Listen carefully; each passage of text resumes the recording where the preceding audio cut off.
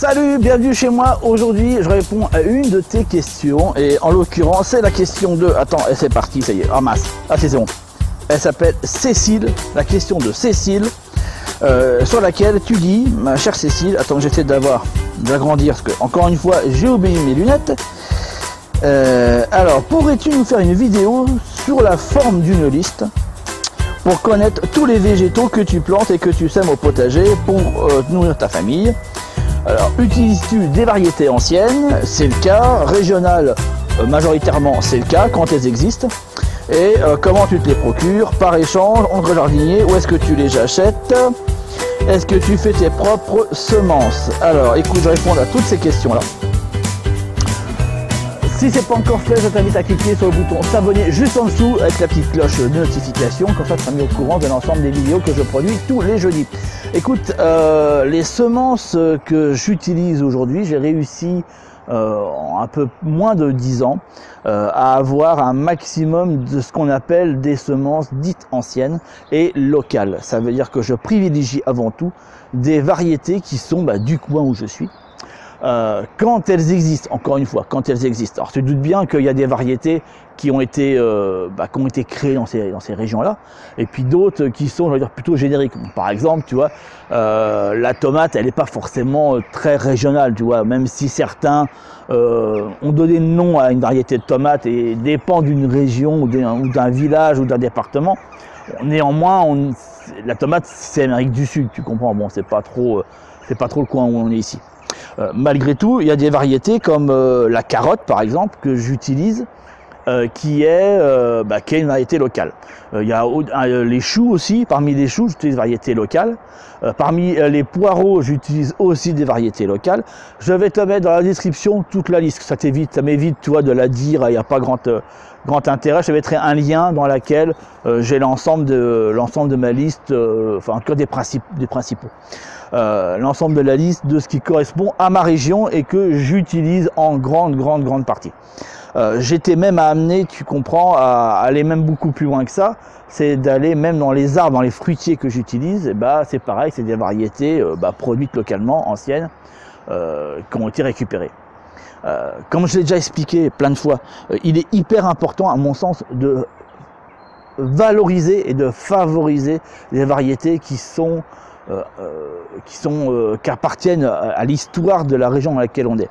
Déjà pour plein de raisons, déjà ça permet de perdurer cette histoire-là, pour pas qu'elle s'effondre. On a quand même un patrimoine génétique qui est assez important au niveau des variétés potagères, et que tant que le jardinier continue à l'utiliser, ça perdure. Mais le jour où on ne les utilise plus, tu comprends bien qu'elles disparaissent et finissent même par quasiment plusieurs personnes qui les produisent. Donc d'où l'importance de les conserver, à mon sens. Après, c'est pas forcément évident de savoir précisément la région où tu es. Est-ce qu'une variété de carottes a été utilisée ou pas? Et ça, clairement, tu vois, parce qu'encore une fois, tu vois, on cherche toujours un petit peu à casser du sucre sur les agriculteurs, sur les éleveurs, etc., etc. Bon, mine de rien. Ce patrimoine-là, la détention de ce patrimoine, c'est eux qui l'ont. C'est-à-dire que si tu prends d'anciens maraîchers qui sont peut-être à la retraite aujourd'hui, si tu as besoin de savoir si cette variété est locale ou pas, logiquement, ils le savent. Ils le savent, parce qu'ils l'ont à un moment donné utilisé, et si c'est pas eux, c'est leurs parents, tu comprends, donc ils ont peut-être des archives par rapport à ça. Il y a aussi dans certaines bibliothèques des archives qui existent, que tu peux aller consulter.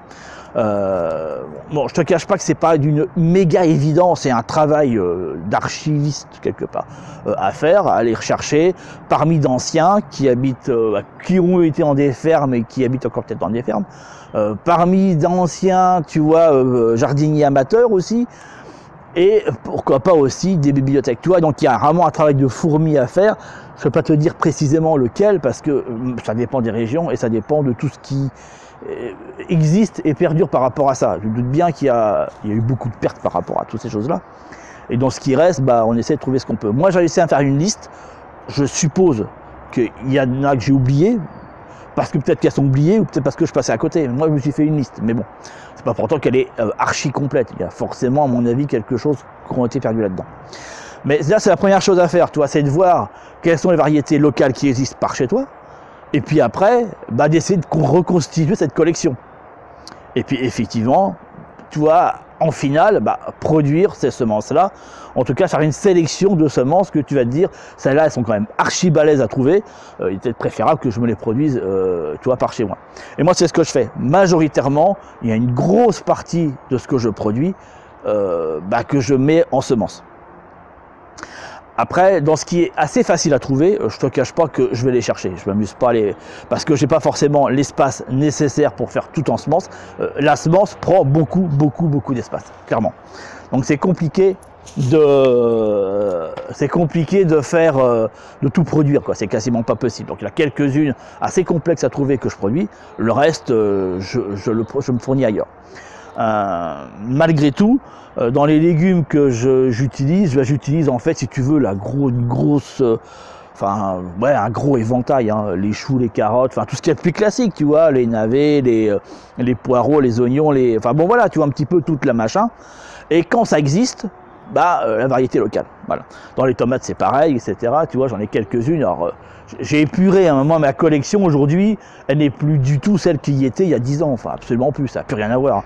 Elle a complètement évolué. Et c'est logique. Et tu verras que si tu fais ta propre collection, qu'elle évolue aussi, puis qu'elle tardait à être modifiée. C'est normal en même temps. Hein. Parce qu'il y a des choses que tu as préférées, d'autres pas. Après, il y a des questions de goût, des questions de mieux adapter à ton terrain ou pas. Enfin, voilà, il y a plein de questions comme ça qui vont faire que tu vas l'épurer, l'augmenter, la diminuer au fur et à mesure du temps.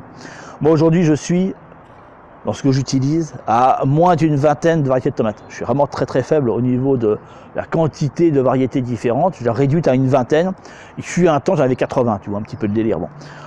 Là, maintenant, voilà, j'ai réduit le bazar parce que voilà, j'ai aussi d'autres activités. Et en courge, tu vois, courgettes, je dois avoir une dizaine de variétés différentes. En poireaux, j'en ai plus qu'un seul. Il y a une seule variété que j'utilise. En laitue, je crois que j'ai 4 ou 6 variétés différentes que j'utilise. Bon, en fait, je cale les saisons avec. Hein. En chou, je crois que j'ai 3 ou 4 variétés différentes. Enfin, voilà, tu vois, c'est de mémoire comme ça. Enfin, de toute façon, c'est dans la description, je te les ai mis. Et puis, pour finir, du coup, alors ouais, je produis des variétés. En l'occurrence, c'est la carotte que je produis, c'est le chou que je produis. Toutes mes tomates, je les produis. Mes courges, courgettes, je me les produis aussi. Il y a une variété d'oignon que je produis, une seule, qui est un gros oignon, en fait, je mettrai le nom parce que c'est un nom imprononçable, c'est celui-là que je produis. Le poireau, je le produis aussi, parce que c'est pas compliqué à produire et puis au moins je l'ai. Et puis il y a 2 ou 3 bazars encore, comme les épinards, de temps en temps aussi je les fais. Les laitues, je les fais aussi. Bon, ça prend pas beaucoup de place en fait, les laitues, ça va assez vite. Et puis ma foi, je crois que c'est tout. Après j'ai tous les médicinales qui vont avec, donc après c'est un autre délire. Et dans ce que je produis pas, dans ce que je peux pas produire, alors j'ai envie de te dire, c'est très variable. C'est soit je l'achète, alors quand je l'achète dans une grainerie classique, c'est parce que j'ai mal calculé mon coût, tu vois. Donc du coup il manque peut-être, il va manquer 100 grammes ou 200 grammes de graines. Et puis un peu pris au dépourvu, je vais aller, en fait si tu veux, c'est ni plus ni moins, c'est un grossiste en fait qui, pour les professionnels, hein, je vais chez lui carrément, je me casse pas la tête maintenant. Je prends tout en quantité pro si tu veux. Parce que moi ça me revient moins cher. Et puis les quantités me correspondent complètement par rapport à ce que je débite. Donc voilà, je prends ça comme ça. Mais autrement, c'est des variétés que je vais avoir par échange ou par achat. L'échange, je le fais sur un site que je te mets juste dans la description. Donc tu as le lien du site que j'utilise pour les échanges. Voilà, il suffit de mettre sa liste et puis tu contactes des personnes qui ont d'autres listes pour compléter celles que tu souhaites. Et puis d'autres voient dans ta liste qu'est-ce qui leur intéresse et puis du coup c'est un échange postal classique. Je sais qu'il y a des groupes Facebook qui montrent ça, mais je trouve que c'est très mal fait. Voilà. Je trouve que malheureusement les groupes Facebook ne sont pas très bien adaptés pour tout ce qui est liste. Tu vois. Je trouve que c'est le bordel à un moment donné, on ne s'y retrouve plus. Que là au moins c'est facile de s'y retrouver, de savoir qui a quoi, les listes sont calées, c'est un forum en fait, c'est quasiment un forum. Je trouve que c'est plus pratique. Voilà. Pour moi, même si c'est un peu vieillot, moi je trouve ça plus pratique qu'un groupe Facebook où c'est une accumulation de publications qui viennent les unes sur les autres, où à un moment donné, après oui tu as la barre de recherche, je sais, pour chercher, mais bon. pas forcément évident à utiliser. Et puis, j'ai Cocopelli, sur lequel je me fournis, ouais, allez, je vais te dire 10%, franchement. Ça fait 10% de ce que je me fournis, sachant qu'en général, je redonne aussi des graines que je produis pour eux. Et il y a une autre petite partie aussi que je prends à la fraternité ouvrière, voilà. Dans ces 10% là, tu vois, là, une partie Cocopelli, une partie fraternité ouvrière, et puis ça correspond à peut-être 1% ou 2 que je vais chercher chez voilà, la coopérative locale, quoi, tu vois. Mais bon, c'est que dalle, c'est vraiment quand je suis... bon, c'est souvent le cas pour...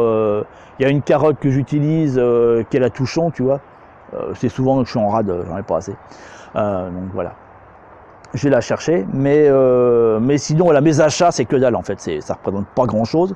Le reste, c'est ce que je produis, parce que le fait de faire tes graines, si tu fais cette expérience-là, tu vas te rendre compte qu'en définitive, tu obtiens des grosses quantités. C'est-à-dire que quand tu as un chou qui est monté en graines et que tu as récupéré les graines, c'est pas un petit paquet de merde que tu as, c'est quand même... t'as quand même... Pareil pour les laitues, hein, tu obtiens à la fin un gros paquet qui me suffit, en fait. Souvent même, il est... même malgré les échanges que je fais, j'en ai toujours trop, en fait, tu comprends. Quand tu produis quand même beaucoup plus que tu vas aller acheter, hein, clairement. Et puis c'est nettement plus rentable, hein. Je ne te cache pas que d'un point de vue purement financier, produire ces graines, c'est nettement plus rentable que d'aller les acheter. Surtout quand tu commences à avoir une grosse collection. Alors au départ, effectivement, il faut arriver à les trouver. Certaines, tu ne les trouveras pas en échange et uniquement en achat. Après, bah voilà, moi je les achète, hein, tu vois, à un moment donné, faut pas non plus, c'est pas grave, hein, c'est pas 3-4 euros près.